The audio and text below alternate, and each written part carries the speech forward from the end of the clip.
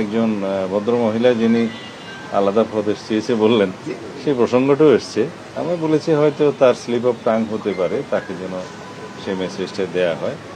হয়তো অনেকে অনেক সময় বক্তৃতা দেওয়ার সময় অতি উৎসাহে অনেক কিছু বলে ফেলে।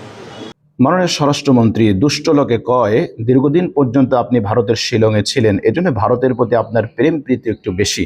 আমরা অবশ্য তা বলি না, আমরা বলি যে যার নুন খায় সে তার গুণ গায়। দীর্ঘদিন যাবৎ যেহেতু আপনি ভারতের নুন খেয়েছেন, এজন্য ভারতের একটু গুণ গাইবেন। ভারত প্রেমীদের প্রতি আপনার নমনীয় দৃষ্টিভঙ্গি থাকবে, এটা অস্বাভাবিক নয়। মাননীয় স্বরাষ্ট্রমন্ত্রী, চৈতালি চক্রবর্তীর যে বক্তব্যকে কেন্দ্র করে সাংবাদিকদের প্রশ্নের উত্তরে আপনি যে নমনীয়তা প্রদর্শন করেছেন, এটা সত্যি আমাদেরকে অবাক করেছে। আপনি বললেন যে এটা স্লিপ অফ টাং। আপনি বললেন যে বক্তব্য দেওয়ার সময় অতি আবেগী হয়ে অনেকে অনেক কিছু বলতে পারে, এভাবে আপনি বিষয়টাকে নর্মালাইজ করার যে চেষ্টা করেছেন, এতে সত্যি এদেশের জনগণ ব্যথিত হয়েছে। মিতালী চক্রবর্তীর এই বক্তব্য, এটা স্লিপ অফ টাং নয়। তার অতীতের বক্তব্য, তার অ্যাটিটিউড, তার অ্যাক্টিভিটিস যদি আমরা দেখি, তাহলে এটাকে স্লিপ অফ টাং বলার কোনো সুযোগ নেই, এটা আবেগী বক্তব্য বলারও কোনো সুযোগ নেই। সুদূর প্রসারী পরিকল্পনা হাতে নিয়েই তারা এই মিশনে নেমেছে। আপনি কোথাকার হরিদাস পাল যে আপনাকে এই কৈফিয়ত দিতে হবে?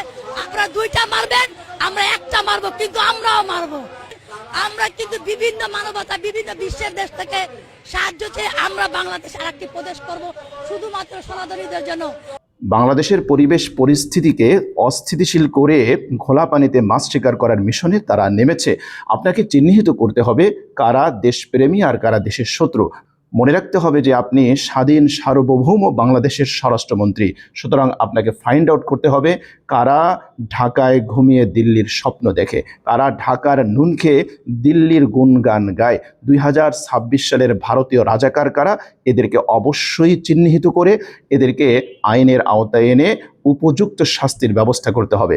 তা না হলে এই 56,000 বর্গ মাইলের মানুষকে ওরা শান্তিতে ঘুমাতে দিবে না। এই ক্ষেত্রে যদি আপনি ব্যর্থ হন, তাহলে এর মাসুল শুধু আপনাকে এবং আপনার দলকে দিতে হবে না, বরং গোটা দেশবাসীকে দিতে হবে। আমাদের স্বাধীনতা, সার্বভৌমত্ব হুমকির মুখে পড়বে। সুতরাং আমরা আশা করব এ বিষয়টি অতি দ্রুত আপনারা তদন্ত করবেন, আপনারা তাকে গ্রেফতার করবেন, তার রাষ্ট্রদ্রোহী বক্তব্যের কারণে তাকে গ্রেফতার করে তাকে উপযুক্ত শাস্তির ব্যবস্থা করবেন। এটাই দেশের জনগণের প্রত্যাশা।